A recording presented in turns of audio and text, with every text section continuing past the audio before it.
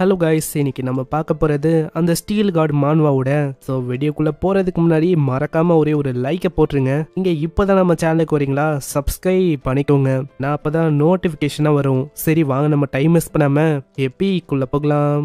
எப்பிக்கோட ஸ்டார்டிங்லயே அந்த மங்கி மாஸ்டர் அப்படியே புகையில பூந்து சமவேகமா வந்து ஹீரோவை தாக்க பாக்குதா. நம்ம லியோ அங்க மெட்டல் டிடெக்ஷனை ஆன்ல வச்சிருப்பான். இதனால அசால்ட்டா அவனுக்கு தெரியுது அது பின்னாடியில இருந்துதா அப்படியே குத்தலான்னு ஊத்துன்னு. அதை கவுன்ச்ச நம்ம லியோ அப்படியே குனிஞ்சு தப்பிக்கிறான். எனக்கு உண்மையை சொன்னா இந்த மாதிரி முதுகுல தாக்குது சுத்தமா பிடிக்காது. அங்க டக்குன்னு நம்ம ஹீரோ அவனோட ஸ்வாட வச்சு மண்டையிலே ஒரு அடி அடிக்கிறான். அதோட பிரஷர் அதோட மண்டையில பயங்கரமா இறங்குமா.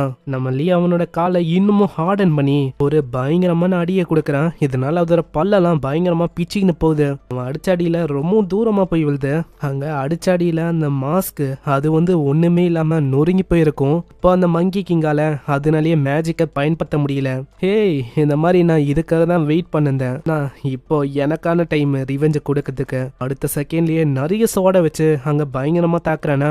அதோட மூஞ்சில ஒரு பயங்கரமான பிரஷர் உழுது. அதோட பல்லு அதோட மாஸ்க் எல்லாமே உடஞ்சு போயிடுது. அதோட மாஸ்க் அங்க உடஞ்சு போனனால அந்த வித்தியாசமான மேஜிக் அதெல்லாம் பண்ண முடியல. அங்க லீயும் சொல்றான், உனக்கு தெரியுமா இந்த மாதிரி நான் இதுக்காக எவ்வளவு வெயிட் பண்ணேன்னு. நான் என்னோட வாழ்க்கையில நான் இதுக்காக தான் ரொம்ப வெயிட் பண்ணேன். என்னோட மைண்ட்ல அடிக்கடி ஓடின விஷயம் ரிவெஞ்ச் கொடுக்கணும் கொடுக்கணும் அப்படின்னு தான் ஓடினே இருந்தது. நான் உன்னை பழி வாங்குற விஷயம் அது வெறும் ஆரம்பம் ஒண்டிதான். ஏன்னா உன்னால என்னோட ஒரு கண்ணை இழந்தேன், அதே மாதிரி என்னோட நண்பனையும் நான் இழந்தேன். அங்க இதனால அவனோட கோவத்தோட ஒரு பயங்கரமான அட்டாக்க பண்றான். இங்கே அந்த மாஸ்டரோட கதையும் முடியுது. அங்க சிஸ்டம் ஒரு விஷயத்த ஷோ பண்ணு. இப்போ உங்களோட கிளவுட் ஸ்வாட்ல ஒரு அன்னோனான எனர்ஜி கொஞ்சம் கொஞ்சமா ஏற ஆரம்பிக்குது. இந்த கிளவுட் ஸ்வாடோட அந்த பர்சன்டேஜ் அது எப்போ கம்ப்ளீட் ஆகுதோ அது கம்ப்ளீட் ஆனதுக்கு அப்புறம் இந்த கிளவுட் ஸ்வாடோட அன்னோனான எனர்ஜிஸை உங்களால பார்க்க முடியும். இப்படி இவன் இதை பத்திலாம் யோசிக்கும் போது அந்த இடத்துல ஏதோ ஒரு விஷயம் உருண்டு வருது. அதை பார்த்தவன் ரொம்ப ஷாக் ஆயிரான். ஏன்னா அது டீமன் ஹெல் ஃபயர் மெட்டல். இது ரொம்ப அபூர்வமான ஒரு ஐட்டம். முக்கியமா இதோட ரேங்கிங்கும் ஹையானது. ஒரு எல்லிஷான பவரோட இருக்கிற ஒரு மெட்டல் தான். இதுக்கு முன்னாடி இது அவன் கிட்ட இருந்தது. ஒரு அண்டட் ஆர்மியோட தலைவன் நிக்ரோமென்சர் அவன் கிட்ட. அவனை பத்தி அவளுக்கும் இவன் கிட்ட இன்ஃபர்மேஷனும் இல்ல. போன வாழ்க்கையில தன்னோட உயிரியை விடுற அளவுக்கு போய் நம்ம லீ வந்து இதை அடைஞ்சிருப்பான். ஆனா அதுக்கப்புறம் தான் அவனுக்கு தெரிஞ்சது அது வந்து ஒரு ரெப்ளிகானு. ஆனா இப்போ நம்ம ஹீரோ கிட்ட கண்ணு முன்னாடியே தான் அந்த விஷயம் இருக்கு. இன்னமும் பாய்சனஸான அந்த கேஸ் அதுவும் கிளியரா பாக்கல. அதனால யோசிக்காம சாப்பிடலான்னு போவானா. அதுக்குள்ள ஒரு வாய்ஸ் ஆகுது, லீ இரு, நீ என்ன பண்ணிருக்க. இதனால அவன் பயந்து போயிடறான். அட, நீங்க இந்த இடத்துல என்ன பண்ணிருக்கீங்க. இதுக்குள்ள கிளாப் தட்டுற மாதிரி ஒரு சவுண்ட் கேக்குது. அங்க ஒரு பொண்ணு வந்து சொல்றான், உங்களோட பேட்டில் அதை வந்து நான் பார்த்தேன், உண்மையிலேயே அது ரொம்ப இன்ட்ரெஸ்டிங்கா இருந்தது தெரியுமா. அங்க அந்த லேடியை பார்த்தோன்னே நம்ம ஹீரோட மூஞ்சி அப்படியே மாறுது. அங்க யுன்ஹாவும் சொல்றான், ஆமா நீங்க வந்து யாரு. நான் இது ஒரு அன்ஆத்தரைஸ்டு ஏரியா, உங்களை மாதிரி ஆளுங்களுக்கு இங்க என்ன வேலை. உழைக்கும் அந்த கேத்தரின் அந்த லேடி வந்து அதை கண்டுக்கல. அவ டைரக்டா நம்ம ஹீரோ கிட்ட பேசுறா, நான் தான் கேத்தரின், நான் தான் head of the Seoul attack unit, அதுக்கும் மேல ப்ளூ ஃபிளவர் கில்டுல இருந்து நான் வந்திருக்கேன். இந்த பொண்ணை நம்ம சாதாரணமா எடை போடக்கூடாது. ஏன்னா இவ ஏ ரேங்க் அவேக்கனர். அதுக்கும் மேல இவ எதுக்கு வந்திருக்கானா அவளோட கில்டு கார்டை கொடுத்து ஆஃபர் பண்றதுக்கு தான். நம்ம ஹீரோக்கு இவளை பத்தி நல்லாவே தெரியும். ஏன்னா இந்த பொண்ணு விஷம் உள்ள நிறையவே பூச்சிகளை இவளால கண்ட்ரோல் பண்ண முடியும். அங்க இப்படி இவ பேரை சொல்லியும் நம்ம லீ வந்து அங்க கம்மன் தான் இருக்கான். அங்க லீய பார்த்து அவ கேக்குறா, ஆமா என்ன அப்பனா என்னை பத்தி உனக்கு தெரியலையா. முன்னாடியே ஒரு ஹியூஜான ஆப்பர்ச்சுனிட்டி இருக்குப்பா. ஆனா உண்மையை சொன்னா நம்ம லீக்கு இந்த பொண்ணை பார்த்தோன்னே ரொம்ப கடுப்பா இருக்கு. ஏன்னா லீயோட போன வாழ்க்கையில இந்த லேடி இருக்குல்ல, இது ஒரு ஈவலான ஆர்கனைசேஷன் கூட சேர்ந்து இந்த ஹியூமனிட்டியை அழிக்கணும் அப்படின்னு அவங்க ட்ரை பண்ணாங்க. இந்த லேடி கிட்ட இருக்கிற அந்த விஷம் உள்ள அந்த பூச்சி அதனால தான் நம்ம யுன்ஹாவும் இறந்து போனாலே. அங்க யுன்ஹா திரும்பவும் சொல்றான், ஆமா நீங்க என்ன பண்ணிருக்கீங்க, சீக்கிரம் இங்க நீங்க இருக்க கூடாது போங்க. ஆனா அவ கேட்கவே இல்லையே. அங்க திரும்பவும் சொல்றான், என்ன சொல்றீங்க, எங்களோட கில்டு நிறையவே கான்ட்ரிபியூட் பண்ணிருக்கு, அப்படி இருந்தோம் நான் இந்த இடத்தை விட்டு போகணுமா. ஆனா அதுக்குள்ள ஒரு கார் வருது. அந்த கார்ல வந்தது வேற யாரும் இல்ல, நம்ம பேத்தலியன் தான். அவரும் அங்க இருக்கிற எந்த போன விஷயத்த பார்த்ததுக்கு அப்புறம் தான் அவருக்கு ரொம்ப நிம்மதியா இருக்கு. பேத்தலியனை பார்த்தோன்னே அந்த கேத்தரின் அந்த பொண்ணு சொல்றா, பேத்தலியான் உங்களை பார்த்து ரொம்ப நாள் ஆச்சு, எல்லாமே எப்படி போயின்னு இருக்காங்க. ஆமா கேத்தரின், நீங்க இந்த இடத்துல என்ன பண்ணிருக்கீங்க, உங்களோட கில்டு ரீஇன்ஃபோர்ஸ்மெண்ட் அனுப்புனதுக்கு நாங்க ரொம்ப கிரேட்ஃபுல்லா இருக்கோம். ஆனா நீங்க இப்ப இருக்கிற அந்த இடம் இது வந்து அன்ஆத்தரைஸ்டு ஏரியா. இங்க அவ்வளவு சீக்கிரத்துல யாரு நினைச்சாலும் வர முடியாது. ஈவன் உங்க கில்டு ஆளுங்களே நினைச்சாலும் வரக்கூடாது. அதனால ப்ளீஸ் தயவு செஞ்சு போங்க. போங்க. இதை கேட்டோன்னே அவ ஒத்துக்கிறா. என்ன பண்றது, எல்லாம் தலையெழுத்து. ஆனா போறதுக்கு முன்னாடி அவளோட கார்டுல லிப்டிக் மார்க்க வச்சுட்டு நம்ம ஹீரோட பாக்கெட்ல வச்சுட்டு போறா. ஹேய், மறக்காம என்ன கால் பண்ணு என்ன இப்படின்னு அவ சொல்லிட்டு போயிடுறா. அந்த இடத்துல பேத்தலியோன்னு சொல்றாரு, நீ மங்கி மேனோட அந்த லீடரு, அவனையே தோக்கடிக்கிற அளவுக்கு ரொம்ப திறமசாலியா இருக்க. சோ மீதி இருக்க அந்த மங்கி மாஸ்டர்ஸ் அழிக்கிறதுக்கும் நான் உனக்கே மிஷினை கொடுக்குறேன். ஆனா இது வரைக்கும் நம்ம லீ சொல்லியும் அவங்க கேட்கல.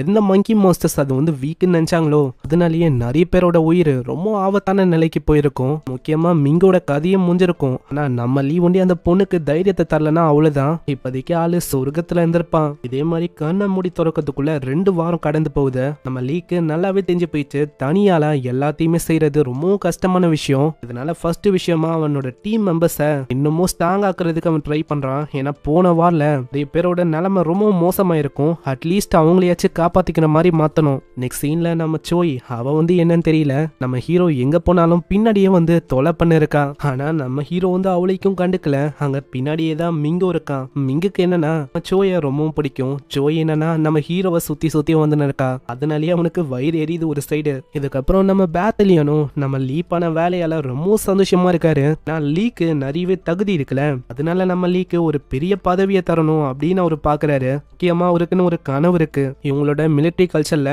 ரேங்கிங் மேட்டராவே இருக்கக்கூடாது. அந்த மாதிரி ஒரு விஷயத்த கிரியேட் பண்ணும் லீ, அதுக்கு நீ தான் எனக்கு உதவி பண்ணணும். அட, நான் எதுக்கு உங்களோட ட்ரீமுக்கு உதவி பண்ணும் அப்படின்னு தான் நம்ம லீ யோசிக்கிறான். ஆனா பேத்தலியன் அங்க கேக்குறாருல, ஏதாச்சும் ஒரு பதில சொல்லணும்னு சொல்லி, நான் அதை பத்தி அப்புறமா யோசிக்கிறேன் வெக்கேஷன் அப்போ. இதுக்கப்புறம் வெக்கேஷனுக்கான டே இன்னைக்குதான் வெக்கேஷன் டேவோட ஃபர்ஸ்ட் டே. அங்க நம்மளும் மங்கிக்கு இங்க தோக்க வச்சிருப்பான்ல, இது வழியா காயின் மாதிரி ஒரு விஷயமும் கச்சிருக்கோம்ல, ஹெல்லு காயின்னு, அதை அவன் கன்சியூம் பண்றான். இதனால நம்ம லீக்கு ஒரு புது எபிலிட்டி கிடைக்குது.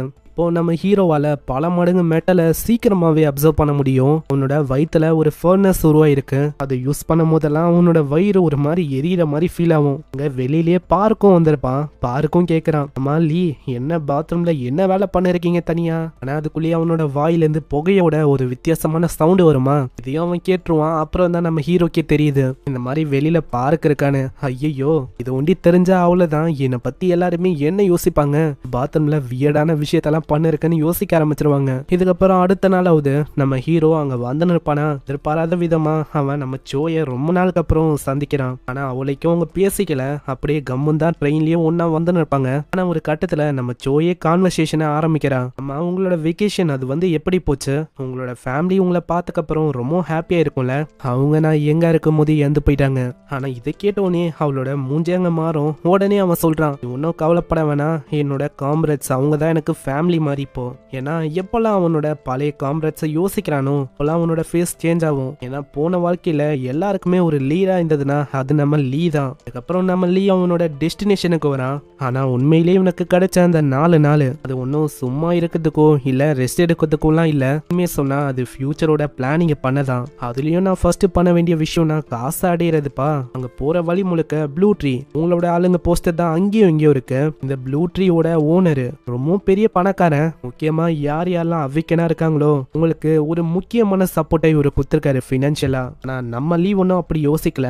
அவன் இவரை பார்க்கும் போது இந்த கோவம் நல்லாவே தெரியுது. நான் போன வாழ்க்கையில இவனை கொன்னது வேற யாரும் இல்ல, இந்த கோட்ரன் இவர்தான். போன வாழ்க்கையில இவன் தோத்து போனதுக்கான ரீசன் எல்லாமே நம்ம ஆளுக்கு தெரியும். அதுக்கு முக்கியமான ரீசன்னா அது பணம் தான். இதனால பணத்தை எப்படியாச்சும் இப்ப ஏர்ன் பண்ணும்ல, அதனால ஒரு எத்துக்கு அவன் போறான். கொஞ்சோண்டு காசு இருந்தாலும் போதும், ஃபியூச்சர்ல நடக்க போற விஷயம்லாம் அவனுக்கு தெரியும்ல, அதை வச்சு பல மடங்கு காசை பெருக்க முடியும். பார்க்கலாம் நம்ம ஹீரோ என்னென்ன பண்ணி காசு சம்பாதிக்க போறான். அதே மாதிரி இப்பதான் ஹெல்காயின்னு ஒரு விஷயத்த அவன் முழுங்கினா. சோ அதனால அவனோட பவர் எந்த அளவுக்கு அதிகமா இருக்கு எல்லாத்தையுமே நம்ம கூடிய சீக்கிரத்துல பார்க்கலாம். சோ வீடியோ பிடிச்சிருந்தா மறக்காம ஒரு லைக்கை தட்டி விட்டுருங்க. அதே மாதிரி வீடியோ எப்படி இருந்துச்சுன்னு கீழே கமெண்ட் பண்ணி சொல்லுங்க. அவங்கள நெக்ஸ்ட் எபிசோட்ல சந்திக்கிறேன். தேங்க்யூ ஃபார் வாட்சிங். சைனரா.